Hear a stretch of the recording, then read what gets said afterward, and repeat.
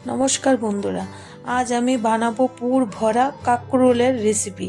এই রান্নাটা অনেক পুরনো দিনের রান্না, গরম ভাতের সাথে খেতে খুবই সুস্বাদু হয়।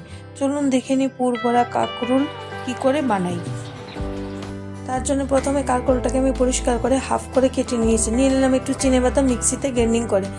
জলের মধ্যে নুন হলুদ দিয়ে হাফ করা কাঁকরোলগুলোকে আমি সেদ্ধ করে নিলাম। সেদ্ধ করার পরে যখন ঠান্ডা হয়ে যাবে তখন আমি একটা চামচের সাহায্যে এরকম করে কাঁকরোলের বীজগুলা বের করে নিতে হবে। আমি একটা আপনাদেরকে করিয়ে দেখাচ্ছি কিভাবে করতে হয়।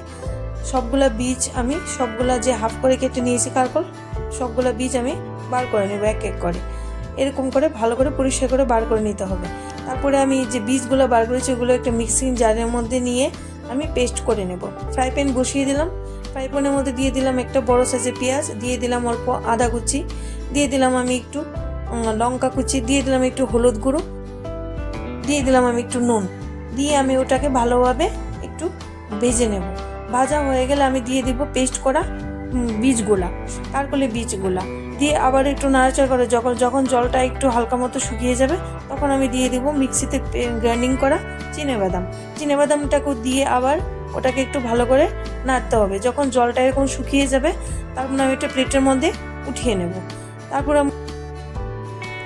একটা বাটির মধ্যে 3-4 চামচের মতো বেসন নিলাম, দিয়ে দিলাম হলুদ গুঁড়ো, দিয়ে দিলাম একটু নুন, দিয়ে দিলাম সামান্য পরিমাণে চিনিটা আপনারা দিতে পারেন নাও দিতে পারেন, দিয়ে অল্প একটু জল দিয়ে ওটাকে একটা স্মুথ ব্যাটার তৈরি করে নিতে হবে। এর ঘনত্বটা এরকম থাকবে, বেশি পাতলা করলে আবার কাঁকরোলের গায়ে লাগবে না।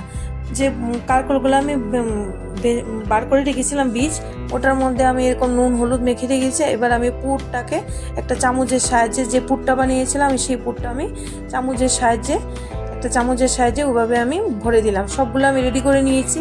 এদিকে ফ্রাই প্যানও বসিয়ে দিলাম। ফ্রাই প্যানে তেল দিয়ে দিয়েছি। দিয়ে আমি যে পুরটা ভরে রেখেছিলাম ওটার উপরে আমি এই যে বেসনের ব্যাটারটা এরকম করে লাগিয়ে আমি তেলের মধ্যে ফ্রাই করে আমি সবগুলো একসাথে দিয়ে দিয়েছি। দিয়ে তেলের মধ্যে ভেজে নিতে হবে। যখন এক সাইডে এরকম লাল লাল করে ভাজা হয়ে যাবে অপর সাইডে আমি ঢাকা দিয়ে একটু 5 মিনিটের মতো লো ফ্লেমে আমি ঢাকা দিয়ে আমি ভেজে নেব। এরকম যখন দুনো সাইডই হয়ে যাবে তারপরে ভাজা হয়ে যাবে, এই সময় গ্যাসের ফ্লেমটাকে একদম লো রাখবেন।